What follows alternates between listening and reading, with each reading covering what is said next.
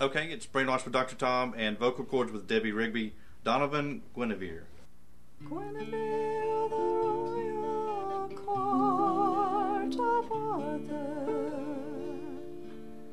draped in white velvet, silk and lace, the rustle of her gown on the marble staircase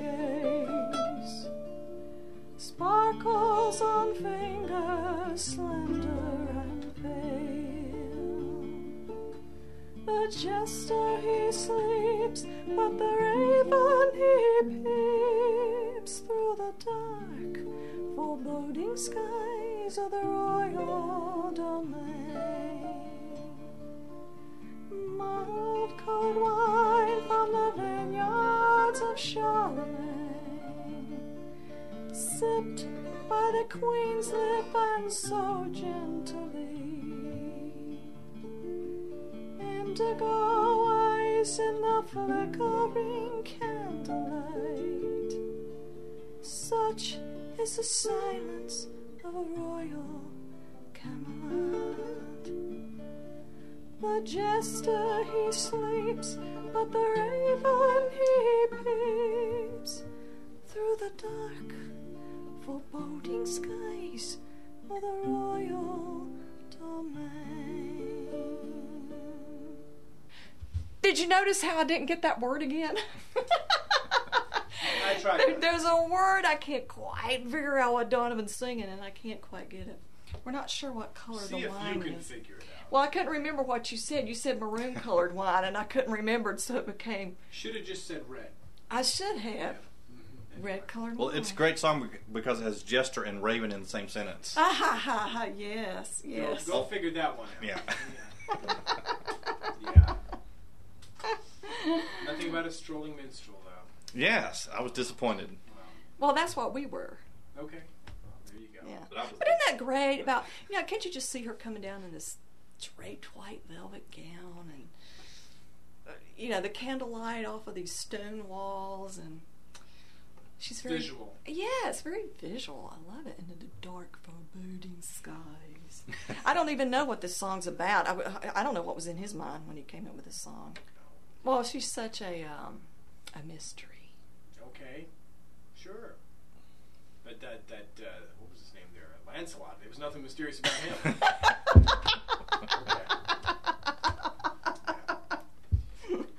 You even had a little sword fight in the Curtis Folly thing. Oh yeah, No. did I?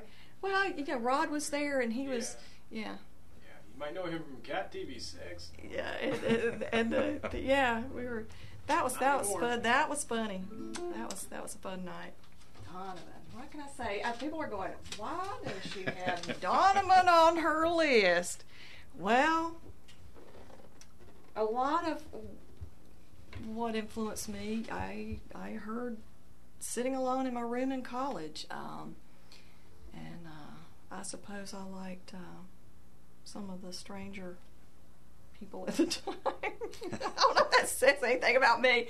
I was very, very quiet and very introspective in college, and I liked Guinevere because I liked medieval things. Still do. And Eric and I did this. We did a thing called Kerner's Folly, Halloween. Oh, and cool. I was Guinevere, he was King Arthur. It was really fun. I had no voice by the end of the night when we did that thing, because we did this song over and over and over all night long as people came through. And it was really cool. We got to dress up in costumes, and we played this song. We played this song.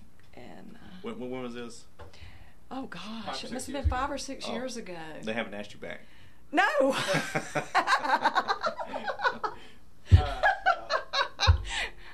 We were just a little too professional. Declined the offer. Well, they didn't pay us the first time. Oh, really? That's right. Actually, this was for they fun. They did ask us back. But only if you Our played fee our got roles. too high by then. Yeah, we wanted $1. Donovan, Guinevere. It's Brainwashed with Dr. Tom and vocal chords with Debbie Rigby, with some guitar picking by Debbie Rigby and Eric Perotti. Kansas, Dust in the Wind.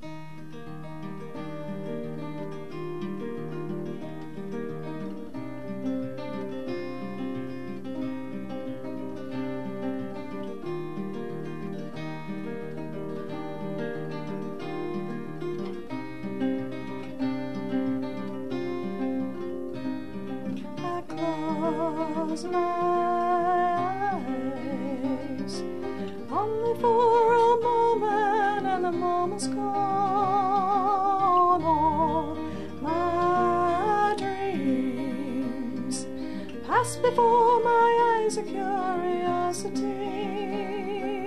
dust in the wind. All they are is dust in the wind.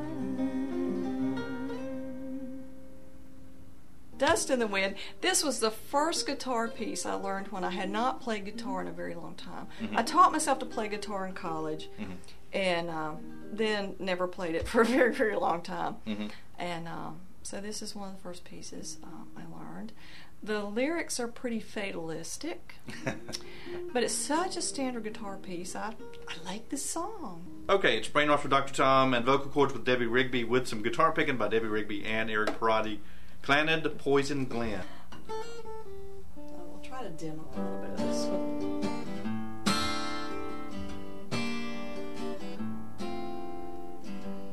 When the valley shut the poison too, no one knows. An old legend of a mythical hero I like watching and wondering, feeling something from long ago.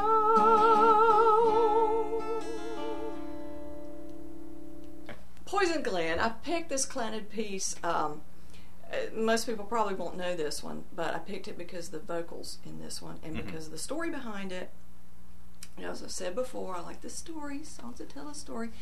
I first heard them in a series called The Robin Hood. Was it called Robin the Hooded Man? Robin the Hooded Man on Showtime in the 80s. Oh, I love that show. And Starred Michael Praed, who moved on to Dynasty. oh, okay. I guess See, that's a mistake. he followed it too.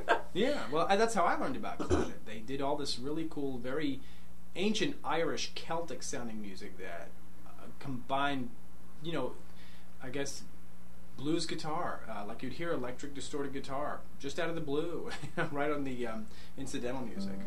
I just loved it. You know, they're more famous for like their soundtrack music from Patriot games, you know, Harry's Game, and the theme from Last of the Mohicans, I Will Find You. But I like this song. It's very haunting. It talks about haunting spirits and mythical heroes. It's Brainwash with Dr. Tom and vocal chords with Debbie Rigby with some guitar picking by Debbie Rigby and Eric Perotti. Loreena McKinnett, All Souls Night. I love Loreena McKennitt. I like the version of this song that's on the CD called The Visit, but I believe I gave you the one that's from the live performance from Paris. But she uses a lot of Celtic and Middle Eastern influences. Her voice is just really mesmerizing, and she tells stories, very descriptive in her lyrics and in the music. I've tried to find the music for this, and actually I go to the website and there is no music for it. They may eventually make a book. So I will not be demoing this one. Okay. I just haven't figured that one out quickly enough. But I like this one. I like it talks about the pagan sound. And I actually wanted to tell you something from that one about this song. It's in the liner notes. Okay. This piece was inspired by the imagery of a Japanese tradition which celebrates the souls of the departed by sending candlelit lanterns out on waterways leading to the ocean, sometimes in little boats, along with the imagery of the Celtic All Souls Night celebrations, at which time huge bonfires were lit not only to mark the new year, but to warm the souls of the departed. So I think it's really cool that she describes, you know, what inspired her for the song.